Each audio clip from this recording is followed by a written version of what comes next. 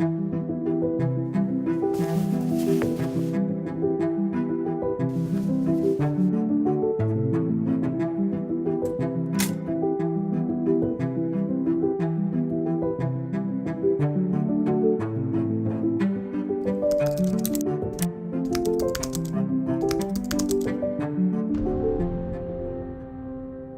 Fils de l'homme est venu chercher et sauver les perdus.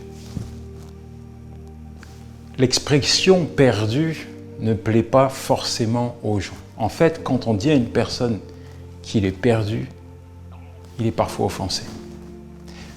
Mais qu'est-ce que ça veut dire finalement lorsqu'on est perdu, spirituellement? Lorsqu'on est perdu, cela signifie être déconnecté de Dieu. C'est ça, être perdu.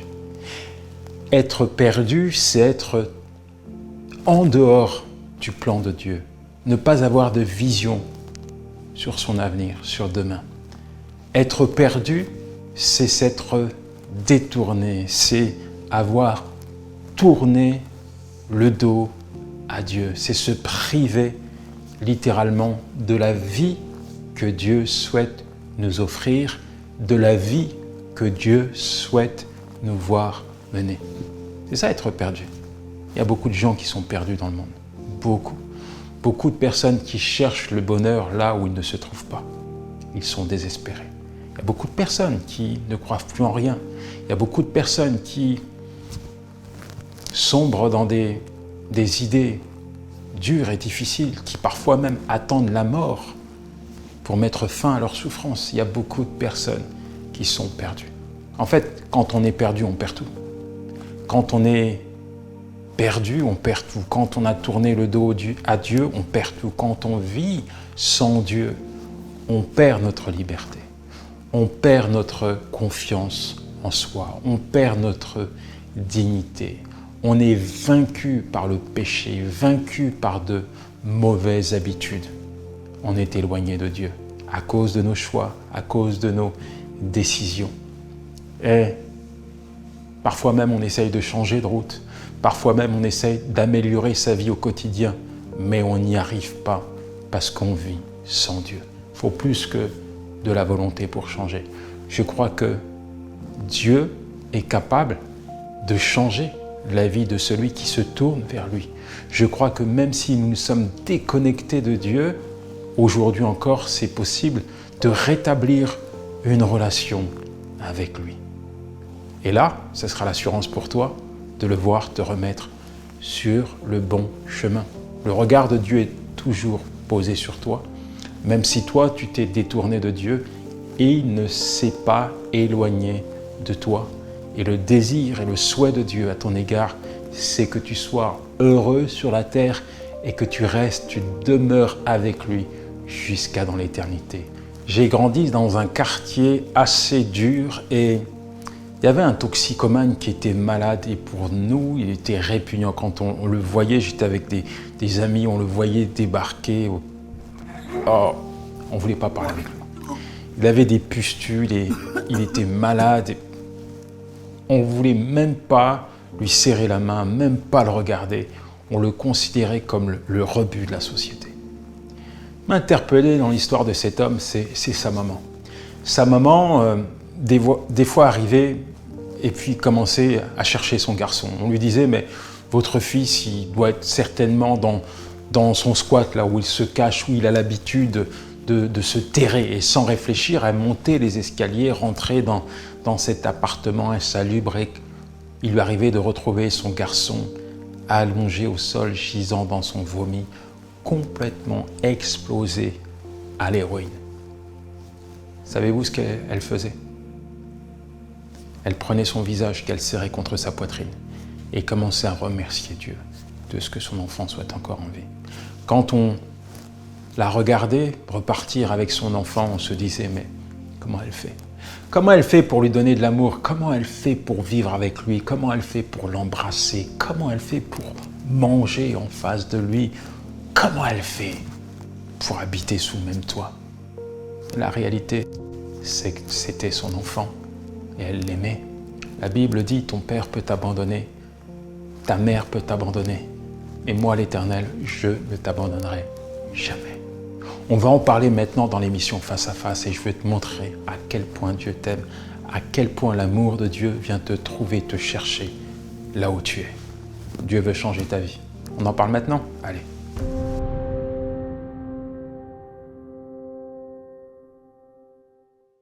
Donc on va parler d'une guérison, d'un vrai miracle que Jésus a opéré. Mais premièrement, j'aimerais vous dire que lorsqu'on regarde le ministère de Jésus-Christ, on s'aperçoit qu'il faisait trois choses. Il parcourait les villages pour prêcher, pour enseigner et pour guérir. Il prêchait le royaume de Dieu, il enseignait le peuple et il guérissait. Jésus-Christ guérissait les malades. Il parcourait la Galilée, enseignait la parole dans les synagogues, proclamait la bonne nouvelle de l'Évangile et guérissait tous les malades. Tout le monde venait à lui parce que des miracles s'opéraient au travers de ses mains. Jésus-Christ s'occupait de l'âme, mais il s'occupait également de la santé des gens. Et c'est tellement important de comprendre qu'il est un puissant guérisseur. Il est votre Seigneur, il est votre Sauveur et il est celui qui vous guérit. D'ailleurs, regardez la Bible, lisez-la, vous allez voir qu'on lui amenait des sourds, des paralytiques, des aveugles, des boiteux, tous ceux qui souffraient d'une maladie, d'une douleur, il les guérissait. Et son nom était connu de tous. Sa renommée était extraordinaire. En fait, le face-à-face avec lui produisait toujours quelque chose de marquant, de frappant, d'impressionnant, d'étonnant, d'hallucinant, de remarquable, de saisissant, de spectaculaire, de glorieux. Jésus-Christ est le spécialiste des causes perdues. C'est bien que tu sois là. C'est bien que tu puisses assister à cette émission parce que peut-être que tu es perdu, peut-être que tu as besoin d'une intervention de Dieu, tu as besoin qu'il te guérisse dans un domaine particulier, tu as besoin d'une guérison dans ton corps, tu as besoin d'une intervention sur le plan spirituel, peu importe, il peut le faire. On parle d'un lépreux aujourd'hui et dans Marc 1, versets 40 à 45, il est dit « Un lépreux vint à lui et se jetant à genoux, il lui dit d'un ton suppliant « Si tu le veux, tu peux me rendre pur. » Jésus, ému de compassion, étendit la main, le toucha et dit « Je le veux, sois pur. » Aussitôt, la lèpre le quitta et il fut purifié. Alors, mon premier point, c'est dans quel contexte vivait le lépreux. Un contexte compliqué, difficile, chaotique. En fait, le lépreux, c'est un mort-vivant. Et il était désocialisé, considéré comme un paria, condamné à vivre avec d'autres lépreux dans une grotte, se cacher, interdit de tout, interdit d'aller voir sa famille, interdit d'entrer en contact avec le peuple, interdit d'aller dans une synagogue, interdit d'offrir une offrande, interdit de tout. De plus, sur le plan psychique, on lui avait enraciné un mensonge. On lui avait dit, d'ailleurs qui le dit, que sa condition était liée à un péché, que c'est Dieu qui l'avait frappé par la lèpre. Il y a un proverbe qui dit « Puisque Dieu frappe quelqu'un de la lèpre, il n'y a que Dieu qui peut le guérir. » Et la lèpre, pour les Juifs, n'était pas considérée comme une maladie, elle était considérée comme une punition divine, une malédiction, un châtiment. C'est grave. Imaginez cet homme. Il devait être torturé psychologiquement, chaque jour. Il ne pouvait pas lever les yeux vers Dieu parce que dans son cœur, Dieu l'avait maudit. On lui a dit, depuis le jour où il est malade, qu'il a été frappé par Dieu. Imaginez-vous à quel point il était en souffrance. J'ai été maudit par Dieu. Qu'est-ce que je vais devenir? De plus, la lèpre lui infligeait des plaies horribles. Ça le déformait. Ça inspirait un dégoût profond de la part des gens qui étaient autour. Personne ne pouvait l'approcher. Lévitique 13, verset 45, il est dit « Le lépreux portera des vêtements déchirés, aura les cheveux en désordre, couvrira la partie inférieure de son visage et criera impur, impur, impur. » La lèpre, c'était une condamnation à mort. Un lépreux, c'était un mort ambulant. À chaque fois qu'il croisait quelqu'un, il devait se mettre à crier « impur, impur, impur ». Littéralement, ne m'approchez pas. Ne m'approchez pas, ne me touchez pas. Laissez-moi, parce que si vous venez à moi, je peux vous contaminer, je suis impur. Quelle est ta vie aujourd'hui? J'aimerais premièrement te dire qu'il y a une maladie qui est bien pire que celle de la lèpre. Aujourd'hui, des traitements ont guéri de la lèpre, mais il y a une maladie, le péché, qui est pire que la lèpre. Le péché mène doucement, mais sûrement vers la mort. La Bible dit, le salaire du péché, c'est la mort. Quelle est ta vie aujourd'hui? Est-ce que, à cause de la vie que tu mènes, tu as été séparé des autres? Est-ce que, à cause de la vie que tu mènes, tu t'es désocialisé? Tu vis dans les ténèbres avec des gens qui te ressemblent. À force de mener cette pauvre vie, à force de nager dans le bourbier du péché, les gens t'ont peut-être tourné le dos. Tu as perdu toute l'estime de ta propre personne. Tu ne crois plus en rien. Ton cœur est sec. Tu es désespéré. Tu es mort spirituellement. Tu n'en peux plus de vivre cette vie. Tu as essayé de t'améliorer, mais tu n'y arrives pas. Et peut-être que dans ton cœur, tu te dis, mais Dieu ne m'acceptera jamais. Je suis trop sale, trop mauvais pour venir à lui, pour mettre les pieds dans un lieu de culte. Il ne pourra jamais me pardonner, il ne pourra jamais poser sa main sur moi. C'est peut-être ce que tu te dis, mais j'aimerais te dire que peu importe ton état, peu importe si tu es sale, mauvais, peu importe si tu es le plus vil des pécheurs, une vérité demeure, c'est celle-ci. Dieu t'aime. Dieu t'aime et il veut intervenir maintenant dans ta vie. Alors ce lépreux, il a dû se poser bien des questions. Qu'est-ce que j'ai fait pour mériter ça? Qu'est-ce que j'ai fait pour vivre ce calvaire? Qu'est-ce que j'ai fait pour être frappé, cogné par cette maladie? Qu'est-ce que j'ai fait pour être aussi tourmenté? Qu'est-ce que j'ai fait? Il est tourmenté psychologiquement, il est tourmenté spirituellement. Imaginez-vous l'état psychologique de cet homme.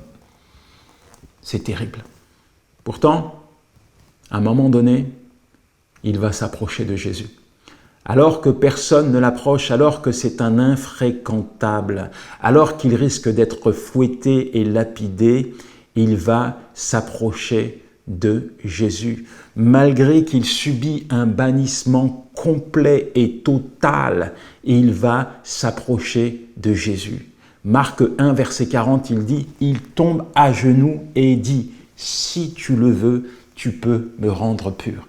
Si tu le veux, si tu le veux. » Ce lépreux avait entendu parler de Jésus. Il avait entendu parler des miracles, des guérisons que Jésus opérait, de l'amour qui était manifesté de sa part envers les perdus, envers les pécheurs. Oui, il avait entendu parler de lui, mais dans son cœur, il n'était pas convaincu que Jésus puisse le guérir. Voilà pourquoi il lui dit « si tu veux, si tu le veux, si tu le veux ». Il sait que Jésus le peut, mais il n'est pas convaincu que Jésus souhaite le guérir. Si tu le veux, tu peux m'aider. Si tu le veux, tu peux me rendre pur. Si tu le veux, tu peux changer ma vie. Si tu le veux, tu peux me guérir. Si tu le veux.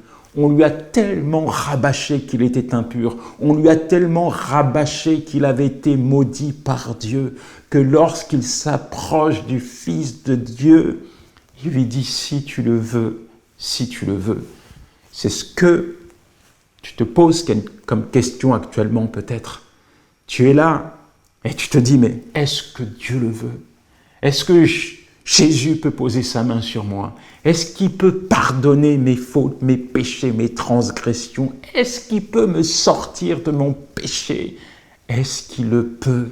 Est-ce qu'il est disposé à le faire? J'aimerais te dire qu'il est disposé.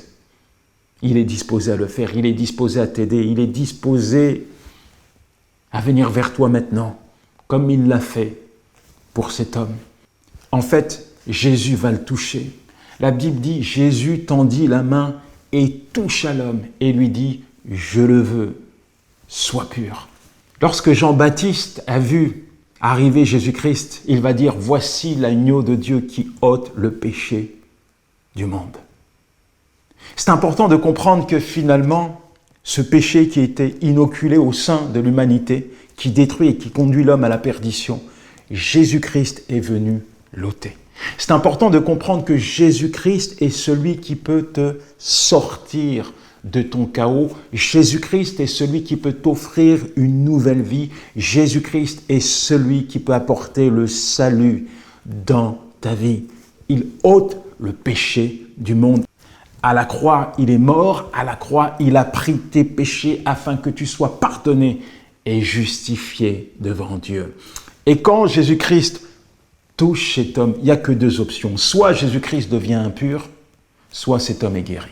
Mais l'agneau de Dieu est venu pour enlever le péché. L'agneau de Dieu guérit cet homme. L'agneau de Dieu, Jésus-Christ, ne peut pas devenir impur. L'agneau de Dieu purifie l'homme de son impureté et le guérit totalement. Jésus-Christ a posé la main sur lui. Ça faisait combien de temps qu'on ne l'avait pas touché, cet homme? Ça faisait combien de temps qu'on ne lui avait pas dit un mot? Ça fait combien de temps qu'on avait fermé les yeux en le regardant? Ça fait combien de temps qu'il dégoûtait les passants? Ça fait combien de temps qu'il était seul? Ça fait combien de temps qu'il pleurait seul? Ça fait combien de temps qu'il vivait seul? Ça fait combien de temps qu'il n'avait pas vu une personne s'intéresser à lui? Ça faisait combien de temps qu'il était en train de se morfondre, qu'il était en train de dépérir, de mourir intérieurement? Ça faisait combien de temps? Jésus-Christ arrive et met fin à sa souffrance. Jésus-Christ arrive et lui apporte la guérison, la restauration. C'est une nouvelle vie pour lui, une nouvelle vie qui commence. Il va pouvoir rentrer chez lui. Il avait une femme, il avait des enfants qu'il n'avait pas vus depuis des années. D'ailleurs, il ne pensait même pas un jour pouvoir les revoir. Et je vois cet homme, cet ex-lépreux revenir à la maison et dire à sa femme, « J'ai rencontré Jésus, je me suis approché de lui, je lui ai plaidé ma cause, il a posé sa main sur moi et il m'a purifié, il m'a guéri, il m'a restauré, il m'a relevé, il m'a ramené à la vie. » Une nouvelle vie pour cet homme. Et toi? Ça fait combien de temps que tu es seul? Ça fait combien de temps que tu pleures seul? Que tu vis caché des tiens? Ça fait combien de temps que tu évolues dans cet endroit sombre où tu vois le péché prendre toute sa place dans ta vie? Ça fait combien de temps que tu es en train de dépérir? Ça fait combien de temps que tu ne vis plus, que tu n'existes plus, que tu es couvert de honte à cause de la vie que tu mènes? Ça fait combien de temps que tu te caches devant les gens? Ça fait combien de temps que tu tournes le dos à ceux qui t'aiment? Ça fait combien de temps que tu ne crois plus en rien? Ça fait combien de temps que tu as perdu l'espérance? Ça fait combien de temps que tu survis? Ça fait combien de temps que tu n'en peux plus? Ça fait combien de temps que tu tournes le dos à Dieu? Ça fait combien de temps que tu lui tournes le dos? Aujourd'hui, Jésus-Christ, l'agneau de Dieu, veut poser sa main sur toi et te sortir, t'extirper du bourbier du péché. Que vas-tu faire? Que vas-tu lui dire? Ne reste pas dans le silence. Ne t'éloigne pas de lui. Tu t'es peut-être éloigné toute ta vie, mais aujourd'hui, je veux te donner l'opportunité de t'approcher de lui. La Bible dit que Jésus-Christ était rempli de compassion pour cet homme. En fait, Jésus-Christ est entré dans sa douleur. Il a pris son fardeau, il a pris sa souffrance. Jésus-Christ l'a aimé, Jésus-Christ l'a touché, Jésus-Christ s'est révélé à lui pour le sauver. Il ne s'est pas contenté de lui dire « Oh, je vais prier pour toi demain. Oh, pauvre homme, reste dans ton état. » Jésus-Christ est entré dans sa vie et a révolutionné son existence. C'est exactement ce que Jésus-Christ veut faire pour toi. Il te tend les bras, il te tend la main, ne lui tourne pas le dos. Le péché te fait perdre ta dignité. Le péché te couvre de honte. Le péché brise ta vie et détruit ton foyer, détruit ton avenir. Le péché t'amène à vivre loin de Dieu. Aujourd'hui, Jésus-Christ veut te pardonner. Aujourd'hui, je veux te dire que Jésus-Christ est capable de te rendre ta dignité. C'est pas parce que tu t'es égaré que tu as perdu ta valeur. Tu as une valeur aux yeux de Dieu. La Bible dit dans le psaume 8, verset 5, « Tu nous as couronnés de gloire et d'honneur. » Dieu t'a créé à son image et le péché est venu déformer ton image, ôter, enlever toute estime que tu pouvais avoir de ta personne. Jésus-Christ veut te rendre ta dignité. Jésus-Christ veut faire de toi un homme nouveau. Les choses peuvent changer pour toi maintenant. Je dis que les choses peuvent changer pour toi maintenant. Tu ne dois pas rester une seconde de plus dans ton état. Viens à lui tel que tu es et tu le verras agir dans ta vie. Et je veux prier pour toi. Je veux prier, je veux t'encourager maintenant à t'approcher de Jésus-Christ parce que tu peux repartir à zéro. Oui, tu peux repartir à zéro. Comme ce lépreux, tout peut recommencer, tout peut changer maintenant avec lui. Là où tu es, si tu veux inviter Jésus-Christ à régner dans ta vie, si tu veux faire de Jésus ton Seigneur et ton Sauveur, alors dis-lui, Seigneur, me voici. Me voici devant toi, Seigneur. Je sais que tu es mort pour mes péchés, pour lesquels je te demande pardon. Je réalise à présent à quel point tu m'aimes. Je réalise que tu es mort et tu es ressuscité pour me sauver et me pardonner. Alors je veux te confier ma vie. Oui, je veux te la confier, Seigneur. Change-la. Je m'abandonne entre tes mains, Seigneur. Fais quelque chose de nouveau pour moi. Je t'accepte comme mon Seigneur et mon Sauveur et je prends l'engagement maintenant de te suivre jusqu'à la fin de mes jours. Amen. Je veux prier pour toi maintenant. Je veux prier également pour toutes les personnes qui sont malades. Seigneur, merci pour ton enfant qui vient de te dire oui, qui vient de t'accepter comme Seigneur et Sauveur. Je te demande, Père, de le prendre dans tes bras d'amour. Couvre-le, protège-le, nourris son âme au travers de ta parole. Viens parler à son cœur, viens te révéler à lui personnellement. Merci parce que tu dis que si quelqu'un marche avec toi, les choses anciennes sont passées, que toutes choses sont devenues nouvelles. Je proclame, Seigneur, que c'est une nouvelle vie qui commence avec toi. Que ton Saint-Esprit, Seigneur, va le guider, l'accompagner, l'amener à maturité. Merci, Seigneur, pour les choses anciennes qui sont effacées. Merci pour ton pardon, pour ta restauration. Merci, Seigneur, pour l'œuvre belle, grande et divine que tu vas accomplir dans sa vie. Seigneur, je veux prier également pour tous les malades. Je veux prier, Seigneur, pour un miracle dans leur vie, comme tu l'as fait, Seigneur. Comme tu l'as fait pour ce lépreux, tu es capable, Seigneur, en un instant, Seigneur, d'effacer, de changer, de guérir, Seigneur. Seigneur, tu n'ignores pas, Seigneur, la vie, la situation de ton enfant. Merci de faire un miracle. Merci d'intervenir. Merci, Seigneur, parce que celui qui s'attend à toi n'est jamais déçu, n'est jamais trompé. Tu fais des miracles, Seigneur. Tu as fait des miracles hier et tu fais encore des miracles aujourd'hui. Seigneur, guéris. Quelle que soit la maladie, quelle que soit, Seigneur, la maladie, je te demande de guérir.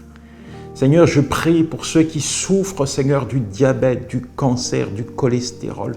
Peu porte la maladie, Seigneur, je te demande d'apporter une guérison totale et complète dans le puissant nom de Jésus. Merci, merci Saint-Esprit, parce que tu viens concrétiser, tu viens apporter cette guérison dans les corps maintenant, dans le nom de Jésus. Seigneur, je te prie également pour ceux qui souffrent psychologiquement, qui ont été humiliés, pour ceux qui sont troublés psychologiquement, qui sont couverts de honte, comme cet homme, comme ce lépreux, Seigneur.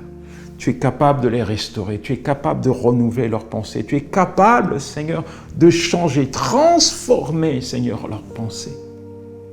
Merci parce que tu renouvelles, merci parce que tu enlèves, tu extirpes toute forme de honte, toute forme de culpabilité, toute chose, Seigneur, qui fait la guerre à l'âme, toute chose, Seigneur, qui est susceptible de faire du mal et de briser un cœur. Merci pour la guérison, la restauration que tu apportes dans le puissant nom de Jésus. Amen, amen et amen. Au travers de ce message, je voulais vous dire une chose importante, qui est celle-ci. Dieu vous aime. Dieu vous aime. Vous avez une valeur inestimable à ses yeux. Et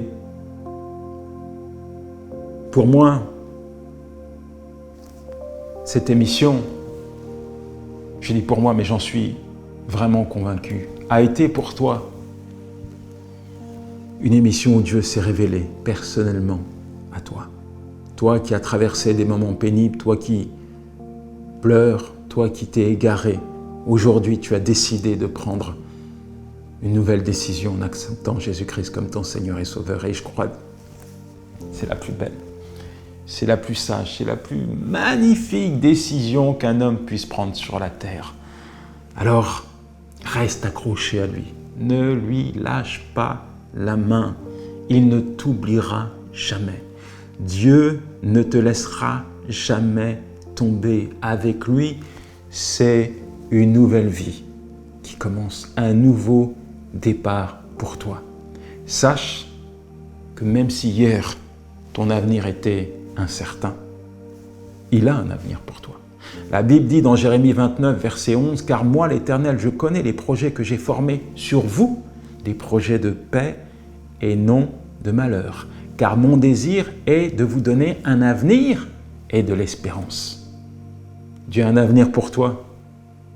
Rentre dans les desseins de Dieu et tu verras que la vie finalement avec Dieu, elle est belle, elle est merveilleuse, que Dieu ne t'a pas placé sur la terre pour être loin de lui, éloigné de lui, mais pour être proche. Oui, il t'aime tellement qu'il veut rester avec toi aujourd'hui, demain et jusqu'à dans l'éternité. Merci, merci, merci Seigneur pour toutes les vies que tu as touchées aujourd'hui. Merci pour toutes les guérisons que tu as portées dans les corps, les cœurs. Merci pour tous tes hauts faits. Merci pour tes miracles. Merci Seigneur pour l'attention que tu donnes à tes enfants.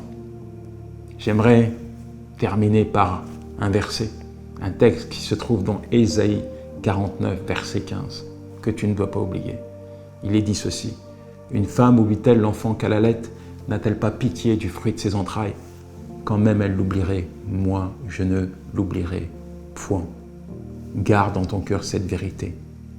Il n'y a rien sur la terre et dans les cieux qui pourra te séparer de l'amour de Dieu. Que Dieu te bénisse. Ciao.